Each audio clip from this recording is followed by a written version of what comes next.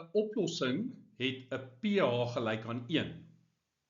Die oplossing, die korrekte antwoord is C, bevat 'n hoër konsentrasie hidronium-ione as hidroksied-ione. Op jou formuleblad, die pH is gelyk aan minus die log van die hidronium-ion konsentrasie.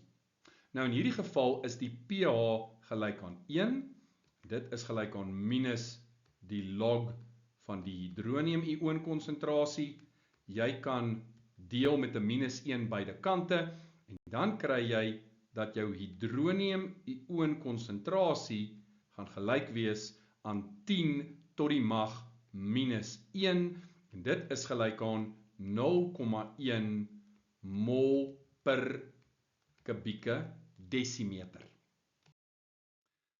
By 25 grade Celsius weet ons dat ons ewewigskonstante 10 tot die mag minus 14 is. Hierdie vergelyking kry jy ook op jou formuleblad. Nou ons het sopas die hidronium-ion konsentrasie uitgewerk. Dit was 10 tot die mag minus 1 maal met die hidroksied-ion konsentrasie en dit is gelyk aan 10 tot die mag minus 14. So ons deel met 'n 10 tot die mag minus 1 beide kante. Ons hidronium-ion konsentrasie is gelyk aan 10 tot die mag minus 14 gedeel deur 10 tot die mag minus 1. Ons grondtalle is dieselfde. Ons kan die eksponente aftrek van mekaar. Minus 14 minus minus 1 is met ander woorde minus 13. So, ons hidronium-ion konsentrasie is 10 tot die mag minus 1. Ons hidroksied-ion konsentrasie is 10 tot die mag minus 13. Met ander woorde, die hidroksied-ion konsentrasie is 'n orde 12 kleiner as ons hidronium-ion konsentrasie. So as ons nou weer kyk na ons opsies. A, bevat geen hidroksied-ione nie. Daai is verkeerd. Ons weet dat die hidroksied-ion konsentrasie is gelyk aan 10 tot die mag minus 13 mol per kubieke desimeter.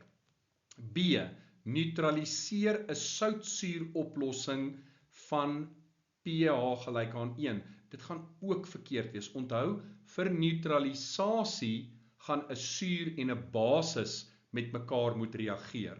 As beide se pH gelyk is aan 1, is beide sure, so dit gaan nie lei tot 'n neutralisasiereaksie nie. Dan is dit tussen C en D. Ons het reeds gesien dat die hidronium-ion konsentrasie is gelyk aan 10 tot die mag minus 1 mol per kubieke desimeter en duidelik is 10 tot die mag min 1 veel groter as 10 tot die mag min 13, so die korrekte antwoord is C. Die oplossing bevat 'n hoër konsentrasie hidronium-ione as hidroksied-ione.